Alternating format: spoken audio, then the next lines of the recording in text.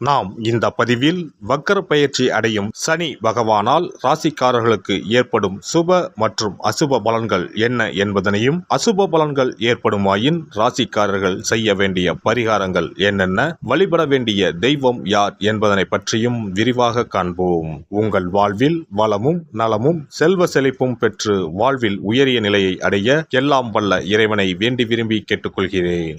வாழ்க்கையில் கஷ்டங்களை மட்டுமே சந்தித்த சில ராசிக்காரர்களின் வாழ்க்கையில் புது மலர்ச்சியை தரப்போகிறார் சனி பகவான். இந்த பெயர்ச்சியின் போது சில ராசிக்காரர்களை வாழ்க்கையின் உச்சத்திற்கு கொண்டு செல்ல போகிறார். ஒருவர் செய்த கர்ம வினைகளுக்கு ஏற்ப பலாபலன்களை கொடுப்பவர் சனி பகவான். சனி பகவான் மனது வைத்தால் போதும், குப்பையில் இருப்பவர்கள் கூட கோபுரத்திற்கு செல்வார்கள். மன்னராக இருப்பவர்கள் கூட முடி துறந்து நாடு இழந்து நலன் போல அலைய வேண்டியதுதான். சிவனாக இருந்தாலும் யமனாக இருந்தாலும் சனியின் தண்டனையில் இருந்து தப்ப முடியாது. எல்லோருக்கும் ஒரே தீர்ப்புதான். அரசனை ஆண்டியாகவும் ஆண்டியை அரசனாகவும் மாற்றுவார். சனி பகவான் எல்லோருக்கும் கெடுதல் செய்ய மாட்டார். அவரவர் கர்ம வினைகளுக்கு ஏற்ப பலன்களை கொடுப்பவர். சனி பெயர்ச்சியால் யாருக்கெல்லாம் பாதிப்பாக இருந்ததோ அவர்களுக்கு சில நன்மைகள் நடைபெறப் போகிறது. சனி பெயர்ச்சியால் யாருக்கெல்லாம் சாதகமாக இருந்ததோ அவர்களுக்கு சில பாதிப்புகள் உண்டாகலாம். வருகிற ஜூன் மாதம் 30ஆம் தேதி சனி பகவான் கும்பராசியில் வக்கர பெயர்ச்சி அடையப் போகிறார். அதாவது எதிர் திசையில் நகரப் போகிறார். இந்த நிகழ்வானது ஜூன் மாதம் 30ஆம் தேதி இரவு 12:35 சனியின் சொந்த ராசியான கும்பராசியில் நடக்கப் போகிறது. நவம்பர் மாதம் 15ஆம் தேதி வரை சனி கும்பத்தில் வக்ர நிலையில்தான் பயணிப்பார். இப்படிப்பட்ட சூழ்நிலையில் சில ராசிக்காரர்களுக்கு சனி பகவானின் சிறப்பு அருள் கிடைக்கும். அதாவது இந்த ராசிக்காரர்களுக்கு வேலை மற்றும் வியாபாரத்தில் பதவி உயர்வு, சம்பள உயர்வு கிடைக்கலாம். வேலை இல்லாதவர்களுக்கு நல்ல வேலை கிடைக்கும். சனி பகவான் தற்பொழுது கும்பராசியில் உள்ள கடைசி நட்சத்திரமான புரட்டாதி நட்சத்திரத்தில் சஞ்சரிக்கிறார். அதன் பின்னர் நவம்பர் 15ஆம் தேதி மீண்டும் நேராக பயணிக்க உள்ளார். இப்படி வக்கர நிலையில் சுமார் 139 நாட்கள் சனி பகவான் பயணிக்க உள்ளார். சனி பகவான் வக்கரமாவதால் அதன் தாக்கம் அனைத்து ராசிகளிலுமே காணப்படும். அதுவும் சில ராசிக்காரர்களுக்கு பொற்காலமாக இருக்கப் போகிறது. மேலும் நிதி நிலையில் நல்ல உயர்வும் தொழிலில் நல்ல முன்னேற்றமும் ஏற்பட உள்ளது. திருமண வாழ்க்கையில் மகிழ்ச்சி அதிகரிக்கும். இனி உங்கள் ராசிக்கான பலன்கள் என்ன என்பதனை பற்றி காண்போம். மகர ராசி அன்பர்களே, உங்கள் ராசியின் 2வது வீட்டில் சனி பகவான் வக்கரமாக உள்ளார். இதனால் இந்த ராசிக்காரர்களுக்கு ஜூன் 29 முதல் பொற்காலமாக இருக்கும். உங்கள் பேச்சின் தாக்கம் அதிகரிக்கும். தொழிலில் நல்ல முன்னேற்றத்தை கொண்டு வரும்.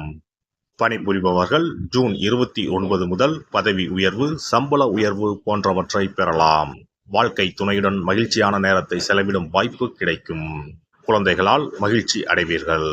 வணிகர்கள் சிக்கிய பணத்தை பெறுவார்கள். புதிய சொத்து மற்றும் வாகனம் வாங்குவதற்கான வாய்ப்புகளும் கிடைக்கும். பற்றிய பணப்பை நிரம்பும். அலைபாய்ந்த மனது இனி அமைதியாகும். உங்களை கண்டும் காணாமல் போனவர்களெல்லாம் இனி வெளியே வந்து பேசுவார்கள். மனதில் இருந்த பயம் நீங்கும். உடல்நிலை சீராகும். ஆழ்ந்த உறக்கமும் வரும். இருந்தாலும் எளிய உடற்பயிற்சிகள், உணவு கட்டுப்பாடுகளும் உங்களுக்கு தேவைப்படுகிறது. உடலில் பெரிய நோய் இருப்பதை போன்ற பிரமை வந்து நீங்கும். சர்க்கரை, இரத்த அழுத்தத்தை அவ்வப்போது பரிசோதித்துக் கொள்வது நல்லது. உங்களை சுற்றி இருப்பவர்களில் நல்லவர்கள் யார் என்பதை உணர்வீர்கள். குடும்பத்தில் இனி மகிழ்ச்சி தங்கும். வெளிப்படையாக பேசுவதாக நினைத்து யாரையும் எடுத்தெறிந்து பேச வேண்டாம். முடிந்தவரை அடுத்தவர் விவகாரங்களில் தலையிடாமல் இருப்பது நல்லது. யாருக்காகவும் சாட்சி கையெழுத்திட வேண்டாம். பார்வை கோளாறு, பல்வலி வந்து நீங்கும். காலில் சிறு சிறு காயங்கள் ஏற்பட வாய்ப்புள்ளது. வழக்குகளில் அலட்சிய போக்கு வேண்டாம். தேவைப்பட்டால் வழக்கறிஞரை மாற்றுங்கள். அரசு சம்பந்தப்பட்ட காரியங்கள் பெரும் அலைச்சலுக்கு பிறகு முடியும். சாலை விபத்து ஏற்படலாம். கவனம் தேவை. பிள்ளைகளின் போக்கில் நல்ல மாற்றம் உண்டாகும். பணிபுரிவோருக்கு வேலை சுமை அதிகரித்து கொண்டே இருக்கும். சில காரியங்களை போராடி முடிக்க வேண்டி வரும். திடீர் பயணங்கள் அதிகரிக்கும். உடல் நலத்தில் கவனம் தேவை. உறவினர்கள், நண்பர்களின் அன்பு தொல்லை அதிகமாகும். பழைய கடனை நினைத்து அவ்வப்போது புலம்புவீர்கள். ஆனால் திடீர் பண வரவு உண்டு. ஷேர் மூலம் பணம் வரும். வீடுமனை வாகனம் வாங்கும் யோகம் உண்டு. மகளின் திருமணத்தை ஊரே மெச்சும்படி நடத்தி முடிப்பீர்கள். புதிய முயற்சிகள் யாவும் வெற்றியில் முடியும். கோவில் கும்பாபிஷேகத்தை சொன்னபடி நடத்தி முடிப்பீர்கள். மூத்த சகோதரர் வகையில் உதவிகள் உண்டு. சொத்து சேர்க்கை உண்டு. விலை உயர்ந்த ஆபரணங்கள், ரத்தினங்கள் வாங்குவீர்கள். உறவினர்கள் வீட்டு விசேஷங்களை முன்னின்று நடத்துவீர்கள். திடீர் பயணங்களால் அலைச்சல்கள், செலவுகள் வந்து போகும். யாருக்கும் பணம், நகை வாங்கி தருவதில் ஈடுபட வேண்டாம். பெண்களை பொறுத்தவரை எப்போதும் அலுத்து கொண்ட கணவர் இனி அன்பாக பேசுவார். என்றாலும் கோபப்படத்தான் செய்வார். அவரின் வருமானம் உயரும். அலுவலகம் செல்லும் பெண்களுக்கு வேலை சுமை குறையும், சம்பளம் உயரும். பிள்ளைகளுடன் பேச நேரம் கிடைக்கும். கன்னி பெண்களை பொறுத்தவரை கல்வி, காதல், வேலை என அனைத்திலும் வெற்றி கிட்டும். உங்களை உங்கள் குடும்பத்தினரையும் அனுசரித்து போகக்கூடிய நபர் அறிமுகமாவார். வியாபாரிகளுக்கு புதிய முதலீடுகள் செய்வீர்கள். தொலைக்காட்சி, வானொலி விளம்பரங்களின் மூலம் உங்கள் தொழிலை விரிவுபடுத்துவீர்கள். கொடுக்கல் வாங்கலில் நிம்மதி ஏற்படும். இந்த சனி வக்ர பயிற்சியை பொறுத்தவரை கொஞ்சம் அலைச்சலையும் செலவினங்களையும் தந்தாலும் உங்களை முன்னேற்ற பாதைக்கு அழைத்துச் செல்லும். சென்னை பல்லாவரம் அருகிலுள்ள பொலிச்சலூரில் அருள்பாலிக்கும் வட திருநள்ளாறு ஸ்ரீ சனீஸ்வர பகவானை கேட்டை நட்சத்திரம் நடைபெறும் நாளில் சென்று வணங்குங்கள். மனநிலை பாதிக்கப்பட்டவர்களுக்கு உதவுங்கள். நினைத்தது நிறைவேறும். சிறப்பு பரிகாரம். நவ கிரகங்களில் சனி பகவான் நீதி தவறாதவர். அவரவர் கர்ம வினைகளுக்கு உரிய பலனை தவறாமல் வழங்குபவர். பொதுவாக சனி பெயர்ச்சி என்றாலே எல்லோரும் பயப்படுவார்கள். அப்படி பயப்பட வேண்டிய அவசியமே இல்லை. சனி பகவானால் பாதிப்புகள் ஏற்படும் பட்சத்தில் பாதிப்பில் இருந்து விடுபட பல எளிய பரிகாரங்கள் உள்ளன. ஒரு கைப்பிடி பச்சரிசியை எடுத்துக்கொண்டு அதை நன்றாக பொடி செய்து கொள்ள வேண்டும். பிறகு சூரியனை வழிபட வேண்டும். சூரியனை வழிபட்ட பிறகு குளக்கரையிலோ மரத்தின் அடியிலோ உள்ள விநாயகரை 3 முறை வலம் வந்து வழிபட்டு விட்டு பொடி செய்த பச்சரிசி மாவை தரையில் போட வேண்டும். அப்படி போடும் மாவை எறும்புகள் எடுத்துச் செல்லும். குறிப்பாக வன்னி மரத்தின் அடியில் இருக்கும் விநாயகரை வலம் வருவது மிகவும் விசேஷம். இந்த பரிகாரத்தை எப்போதுமே தொடர்ந்து செய்வது மிகவும் நல்லது. ஒருவருக்கு சனி தசை வந்துவிட்டால் அவருக்கு சந்தேக புத்தி வந்துவிடுகிறது. யார் சொல்வதையும் ஏற்றுக்கொள்ள மாட்டார்கள். குறிப்பாக அஷ்டமத்து சனி மிகவும் கஷ்டப்படுத்திவிடும். 7.5 சனியின் பாதிப்பை விடவும் அஷ்டமத்து சனி மிக அதிக பாதிப்பை ஏற்படுத்தும். அஷ்டம சனி நடப்பவர்கள் சனியினால் ஏற்படக்கூடிய பாதிப்புகளில் இருந்து விடுபட பின்கூறும் நியதிகளை கடைபிடித்தால் பாதிப்புகளின் தாக்கத்தில் இருந்து விடுபடலாம். சனி தசை நடக்கும்போது எந்த செயல் செய்தாலும் தாமதமாகும். அதற்காக கோபப்படக்கூடாது.